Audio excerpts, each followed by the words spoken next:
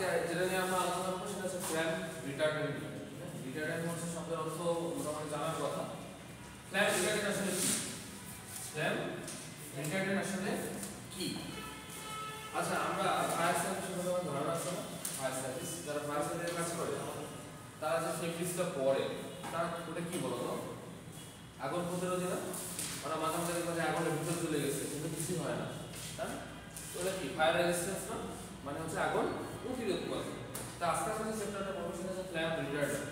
Flame retardant শব্দের অর্থ কি আসলে সেই জিনিসটা সম্পর্কে জানার চেষ্টা করব। তো ফ্ল্যাম রিটার্ডেন্ট কি? দেখো, এটা এক ধরনের কেমিক্যালস। এটা একটা কেমিক্যাল, যে কেমিক্যাল যদি আমরা ব্যবহার করি তাহলে কি হবে? added to product make them less flammable and slow the spread of fire. অর্থাৎ যখন আমি আগুনের মাঝখানে দিয়ে যাব তখন কি হবে? আগুনটা আমার গায়ে খুবই কম পরিমাণে লাগবে, মানে কাপড়টা পুড়ে যাওয়ার সম্ভাবনা নাই। সেটাকে বলা হচ্ছে ফ্ল্যাম রিটার্ডেন্ট। ক্লিয়ার? অর্থাৎ বেসিক্যালি হচ্ছে ফায়ার সার্ভিসের যে কাপড়গুলো আমরা ইউজ করি সেগুলো হচ্ছে ফ্ল্যাম রিটার্ডেন্ট। এগুলো কি হয় বলতো? এগুলো হচ্ছে আগুন প্রতিরোধে সাহায্য করে। যদি এখানে প্রশ্ন আসে ডেফিনেশন অফ ফ্ল্যাম রিটার্ডেন্ট, তখন বলবা কি? Flame retardant is a chemical which is used for make the fabric less heat, অথবা এখানে দেখা যাচ্ছে যে কি বলতো less flammable, এই কথাটাও বলতে পারো। আবার একটা কি বলতে পারো and to slow the spread of fire, অর্থাৎ যে আগুন, এই আগুনের একটা স্প্রেডটা কি হয়ে যাবে? কমায় যাবে। এই ধরনের প্রসেসকে বলা হয় ফ্ল্যাম রিটার্ডেন্ট। ঠিক আছে? তাহলে ফ্ল্যাম রিটার্ডেন্ট হচ্ছে এক ধরনের কেমিক্যাল যেটা ব্যবহার করা হয় আগুনের প্রতিরোধ ক্ষমতাকে কি করে দেয়? প্রতিরোধ ক্ষমতা কমায় দেয় নাকি বাড়ায় দেয়? আগুনের ক্ষমতা বাড়ায় দেয়। প্রতিরোধ ক্ষমতা বাড়ায় দেয় মিন্স হচ্ছে আগুনটাকে প্রোটেক্ট করে। যখন আমি আগুনের মাঝখানে যাব তখন হচ্ছে আগুন আমার গায়ে লাগবে না। এই জন্য যারা ফায়ার সার্ভিসে কাজ করে যে কাপড়গুলো তৈরি করা হয় সেগুলো হচ্ছে ফ্ল্যাম রিটার্ডেন্ট। ক্লিয়ার? যদি তুমি যেহেতু টেক্সটাইল ইঞ্জিনিয়ার, তোমাকে প্রশ্ন করাই হবে যে যারা ফায়ার সার্ভিসে ফেব্রিকগুলো পরে তারা আগুনের মাঝখানে থেকে আগুন লাগায় না, তখন বলবো কি বলবা? এগুলো হচ্ছে ফ্ল্যাম রিটার্ডেন্ট ফেব্রিক্স। এটা এক ধরনের কেমিক্যাল ব্যবহার করা, যে কেমিক্যালটা আগুনের প্রতিরোধে সাহায্য করে। ক্লিয়ার? এখন আসো এটা কোথায় কোথায় ইউজ করা হয়, এটা কোথায় কোথায় ইউজ করা হয়। দেখো, ইন্ডাস্ট্রিয়াল প্রোডাক্ট, যে ইন্ডাস্ট্রিয়াল প্রোডাক্টগুলো আছে সেই ইন্ডাস্ট্রিয়াল প্রোডাক্টগুলো তৈরি করার জন্য ব্যবহার করা হয়। তোমরা খুব খেয়াল করে দেখবা, কিছুদিন পর যদি ইন্ডাস্ট্রিয়াল ফ্যাক্টরিতে যাবা সেখানে দেখবা যে যারা ফায়ার রিটার্ডেন্ট ফেব্রিক পরে কজন ডিউটি করে। ওরা কেন? ওরা ইন্ডাস্ট্রিতে যদি আগুন লাগে কোনো সময় ওই আগুন প্রতিরোধের জন্য ওদেরকে কিন্তু রাখা হয়। ওদের জন্য কিন্তু এক্সট্রা করে ফেব্রিক্স ইন্ডাস্ট্রিতে তৈরি করা হয়। তারপর হচ্ছে ইলেকট্রনিক্স। ইলেকট্রনিক্স পণ্য তৈরি করার জন্য কি ব্যবহার করা হয়? ফ্ল্যাম রিটার্ডেন্ট ব্যবহার করা হয়। কারণ দেখো, সব এগুলো কি ইলেকট্রনিক্স পণ্য না? তুমি কি ইলেকট্রনিক্স পণ্য ধরলে কি আগুন ধরে যায়? ধরে না কিন্তু। সো এগুলোও কিন্তু ফ্ল্যাম রিটার্ডেন্টের প্রোডাক্ট। তারপর বিল্ডিং ম্যাটেরিয়ালস, কিছু কিছু বিল্ডিং ম্যাটেরিয়ালস তৈরি করার জন্য যেমন আমরা রড ব্যবহার করি, তাই না? রড, তোমরা তো রড তৈরি করা দেখছো, ওখানে কি আগুনে পোড়ানো হয় না রড? তো ওখানে কি তুমি কি যখন পোড়াতে যাও তখন কি তোমার আগুন ধরে যায় গায়ে? ধরে না কিন্তু। এই ধরনের প্রোডাক্ট তৈরি করার জন্য ফ্ল্যাম রিটার্ডেন্ট ব্যবহার করা হয়। টেক্সটাইল তো বললাম, টেক্সটাইলের যতগুলো প্রোডাক্ট আছে এই প্রোডাক্ট তৈরি করার জন্য ফ্ল্যাম রিটার্ডেন্ট ব্যবহার করা হয়। ক্লিয়ার? এটা হচ্ছে ইউজেস, যে ফ্ল্যাম রিটার্ডেন্ট কোথায় ব্যবহার করা হয় সেই ইউজেসটা খুব ভালো করে করবা। এরপরে আসো ইম্পর্টেন্স অফ ফ্ল্যাম রিটার্ডেন্ট। এখান থেকে একটা কোশ্চেন হয় যে ফ্ল্যাম রিটার্ডেন্ট গুলো টেক্সটাইলে কি গুরুত্বপূর্ণ ভূমিকা পালন করে, তখন তাহলে তোমার অ্যানসারটা কি হবে? অ্যানসারটা কি হবে বলো তো?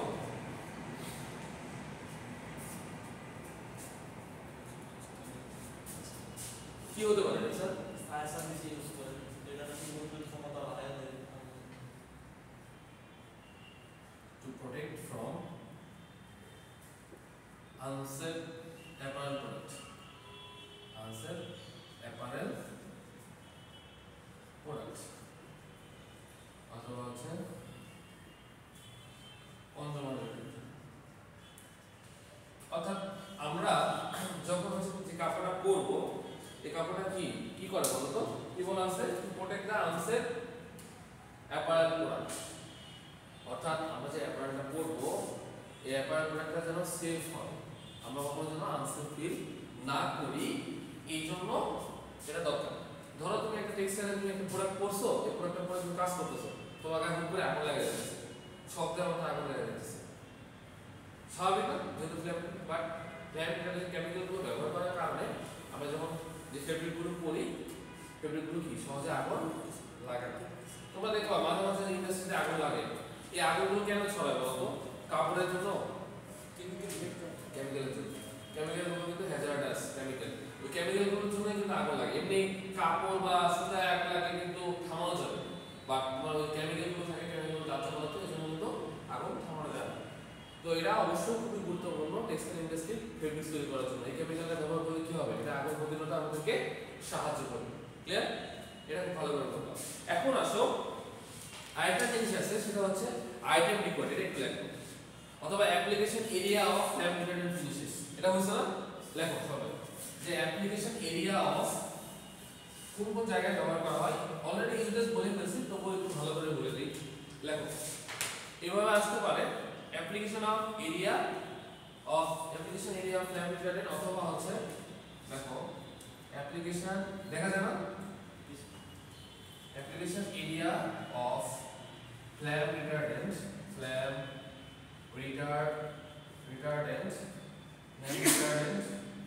এটা কিন্তু এ, হ্যাঁ ঠিক আছে, ফ্ল্যাম রিটার্ডেন্ট। অথবা আরেকটা জিনিস লিখতে পারো এখানে, আরেকটু দেখো আইটেম রিকোয়ার্ড, হ্যাঁ এটা লিখতে পারো আইটেম রিকোয়ার্ড ফর, দুইভাবে কোশ্চেন আসতে পারে, হ্যাঁ item required for flame retardant একই, হ্যাঁ। তাহলে একটু আগে আমি বললাম এই দুটো কোশ্চেন কিন্তু সেম, অ্যানসার কিন্তু সেম হবে, হ্যাঁ। তাহলে কি হইতে পারে বলো তো? এর অ্যানসার কি হইতে পারে? লেখো ফ্লোর কভার করার জন্য ব্যবহার করা হয়। ফ্লোর কভারিং কি? Floor covering. আমরা যে ফ্লোরের জন্য যে কভারগুলো ব্যবহার করি সেটার জন্য ব্যবহার করা হয়। আরেকটা দেখো বেবি আইটেম, বাচ্চাদের যে কাপড় সেগুলোর জন্য। তারপর আরেকটা কি হবে? মিলিটারি হতে পারে, অথবা কি হতে পারে বলতো? ফায়ার সার্ভিস হতে পারে, ফায়ার সার্ভিস হতে পারে। আর কি হতে পারে? তারপর এয়ারলাইন, যারা এয়ারে কাজ করে, অথবা যারা হচ্ছে ইন্ডাস্ট্রিতে যারা জব করে, সবগুলোর জন্য কি করা হয়? ব্যবহার করা হয়। এই জিনিসগুলো লাগে আর কি, হ্যাঁ। এগুলো করলে মোটামুটি হয়ে যাবে, ঠিক আছে। তাহলে আমরা যে ফ্লোরে কভারগুলো ব্যবহার করি, ফ্লোর কভারিং এর জন্য ব্যবহার করা হয়, বেবি আইটেমের জন্য ব্যবহার করা হয়, মিলিটারি অথবা ফায়ার সার্ভিসের জন্য ব্যবহার করা হয়, এয়ারলাইনের জন্য ব্যবহার করা হয়, এবং ইন্ডাস্ট্রির জন্য ব্যবহার করা হয়। ক্লিয়ার? এই জিনিসগুলো একটু ভালো করে দেখো। এখন আসো এটা যদি তোলা হয়, আমরা আরেকটা জিনিস করবো, সেটা হচ্ছে required for successful commercial textile. এটা কমার্শিয়াল সাকসেসফুল টেক্সটাইল প্রোডাক্ট তৈরি করার জন্য কি কি রিকোয়ারমেন্ট লাগে সেই জিনিসগুলো আমরা একটু লিখবো। যদি তোলা হয় আমাকে বলো, লেখো রিকোয়ারমেন্ট ফর, ওই যে প্রশ্নটা তোলো, requirement for successful commercial textile. যা পড়া গেছে এগুলো কিন্তু পরীক্ষায় থাকবে, হ্যাঁ একটু ভালো করে দেখে লেখো required for successful successful commercial textile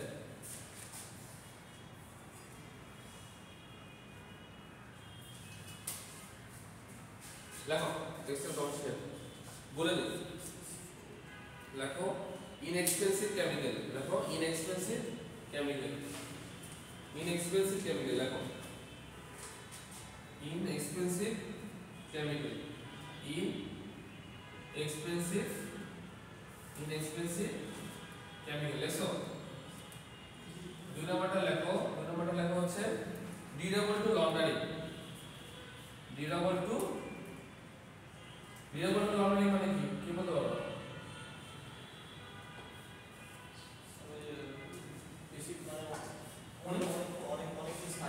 right, iron বলে অনেক দিন স্থায়ী হয়, এটা একটা। লেখো প্রোডাক্ট উইথ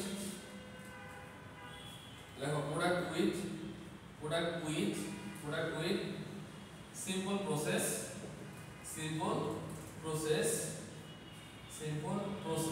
ঠিক আছে, simple process and conventional equipment এখানে আরেকটা জিনিস বোঝার দরকার, সেটা হচ্ছে কনভেনশনাল কনভেনশনাল ইকুইপমেন্ট। অর্থাৎ একটা টেক্সটাইলের প্রোডাক্টকে তুমি যদি ডেভেলপমেন্ট করতে চাও সেই প্রসেসগুলোকে শর্ট করতে হবে, সেই প্রসেসটা ইজি হতে হবে। কারণ আমাদের যারা ম্যাক্সিমাম যারা টেক্সটাইল ইন্ডাস্ট্রিতে জব করে, যারা অপারেটর, তারা কি পড়াশোনা জানে কি পড়াশোনা কিন্তু মোটামুটি কম জানে। সো আমরা যখন ল্যাঙ্গুয়েজ ইউজ করবো বা প্রসেসগুলো ইউজ করবো, সেই প্রসেসগুলো নর্মালি যদি সোজা হয় তখন আমরা কি তাদেরকে বুঝিয়ে দিতে পারবো, তারা সেই অনুযায়ী কাজ করতে পারবে, প্রোডাকশন বেশি হবে। আর এটা যদি মনে করো প্রসেস যত বেশি হবে কস্ট তত বেশি হবে, লেন্থি হবে, ডাইস বসাও, কেমিক্যাল বসাও, পানি লাগতেছে, তো হিউজ, তো প্রসেস থেকে কম করতে হবে। আর কনভেনশনাল ইকুইপমেন্ট আর এটা লিখতে পারো retain the textile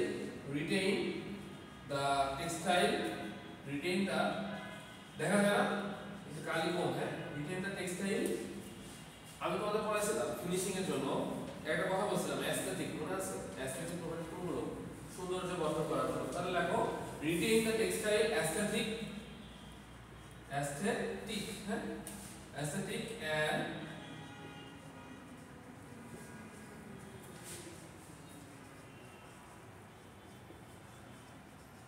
psychological properties। Psychology মানে কি বলো তো? বেশি চলা যায় না, সাইকোলজিক্যাল প্রপার্টিস। ক্লিয়ার? আরেকটা আছে দেখো লিটিল অর এটা লিখছো little or no adverse effect of adverse effect on the textile physical properties, on the textile physical properties clear? Little মানে ছোট, মানে কম পরিমাণে, little or no adverse adverse effect on the textile physical properties। এই ধরনের যদি properties গুলো থাকে তাহলে আমরা কি বলবো, সে টেক্সটাইল প্রোডাক্টটা কমার্শিয়ালি সাকসেসফুল। আমি বলি আবার বলি কি লিখছি। নাম্বার 1 লিখছি হচ্ছে little or no adverse effect on the textile physical properties। দুই নাম্বারটা বলছি ইনএক্সপেন্সিভ কেমিক্যাল। আমরা যে কেমিক্যাল গুলো ব্যবহার করব সেই কেমিক্যাল গুলো কি হবে বলতো? সেই কেমিক্যাল গুলো এক্সপেন্সিভ হবে না, মানে সস্তায় পাওয়া যাবে কেমিক্যাল গুলো। ডিউরেবল টু লন্ড্রি, আমরা যে কাপড়টা একবার আয়রন করব, এই আয়রন করে আমি 10 দিন পরতে পারবো, তাহলে কষ্ট কমে গেল না? Product with simple process and conventional equipment, অর্থাৎ যে প্রোডাক্টগুলো আমরা ইউজ করব সেই প্রোডাক্টগুলো খুব সিম্পলি প্রসেসের মাধ্যমে হবে, আর ইকুইপমেন্টগুলো কনভেনশনাল ইকুইপমেন্ট হতে হবে। আর রিটেইন দ্য টেক্সটাইল অ্যাস্থেটিক, অর্থাৎ টেক্সটাইলের যে আমরা যে কাপড়টা তৈরি করব সেই কাপড়ের সৌন্দর্য যেন রিটেইন থাকে বা সাস্টেইন থাকে, এই জিনিসটা করতে হবে। যদি এই প্রসেসগুলো থাকে তাহলে আমরা কি বলবো, তাকে সাকসেসফুল কমার্শিয়াল টেক্সটাইল প্রোডাক্ট বলতে পারবো। তাহলে পরীক্ষার প্রশ্ন করা যাবে না? ধরো সাপোজ একটা এক্সাম্পল দেখাবো, suppose you are a textile engineer, what are the requirement to complete the successful commercial textile? Discuss the key properties হতে পারে, এভাবে প্রশ্ন আসতে পারে, এটা একটু ঘুরে আসতে পারে। ধরো প্রশ্নটা এভাবে আসতে পারে, সাপোজ তুমি একজন টেক্সটাইল ইঞ্জিনিয়ার, আমরা টেক্সটাইল কমার্শিয়াল টেক্সটাইল প্রোডাক্ট তৈরি করতে যাচ্ছি।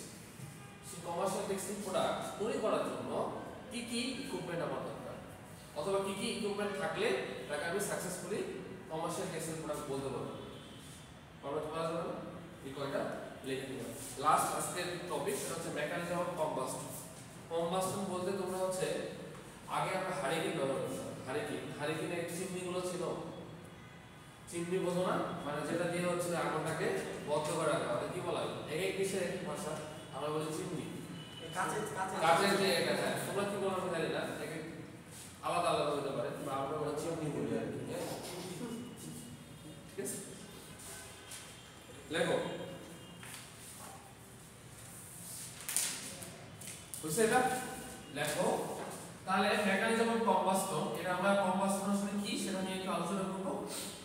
তাহলে আমরা পরবর্তীতে মোটামুটি এরপরে একটা ডায়াগ্রাম আছে, সেই ডায়াগ্রামটা দেখার চেষ্টা করব। লেখো কম্বাস্টন আসলে কি, লেখো তোমরা এমনি লেখো। কম্বাস্টন কি বলো তো? লেখো combustion is a exothermic process. Exothermic process বলতে নাম শুনছো? Thermic process. দেখো exothermic process that require three component, তিনটা কম্পোনেন্ট লাগে, যদি আমরা তাকে কম্বাস্টন বলতে পারবো। দেখো কি বললাম বলো তো, combustion is a exothermic process. লেখছো আছে exo, E X O T H E R M I C, exothermic process that requires three component, that requires three component। তিনটা কম্পোনেন্টের নাম হচ্ছে কি বলতো, heat, oxygen and a suitable fuel। Heat, oxygen and a suitable fuel। যদি এই তিন ধরনের থাকে তখন তাকে আমরা কি বলবো, কম্বাস্টন বলতে পারবো। হ্যাঁ, আমরা প্রত্যাগামী আর অপ্রত্যাগামী বুঝলে বলি, combustion is a exothermic process that has three components। component গুলো কি কি? heat, oxygen আর fuel। heat, oxygen আর fuel, এই তিন ধরনের কম্পোনেন্ট যদি থাকে তখন তাকে আমরা কি বলবো, combustion বলতে পারবো। পরবর্তী ক্লাসে আমরা কম্বাস্টনের একটা মেকানিজম ফ্লো চার্ট আছে, ওটা আমরা করব। ঠিক আছে, সো আজকে এই পর্যন্ত। হ্যাঁ।